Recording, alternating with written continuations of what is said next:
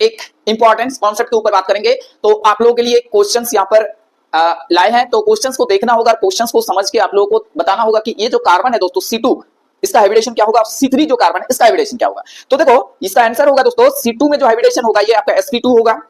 बात समझ में आ रहा है? आप देखो 3 नंबर जो कार्बन है गाइस इसमें आपका sp होगा। तो इस टाइप का सवाल आप लोगों से पूछते हैं एग्जाम में, राइट।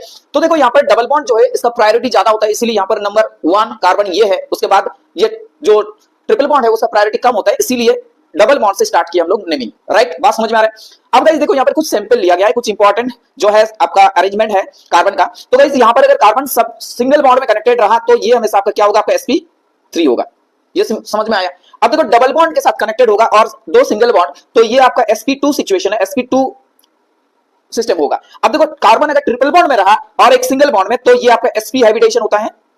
और अगर कार्बन का फ्रंट और बैक दोनों में मतलब डबल बॉन्ड है, यानी कि आपको एलिन सिस्टम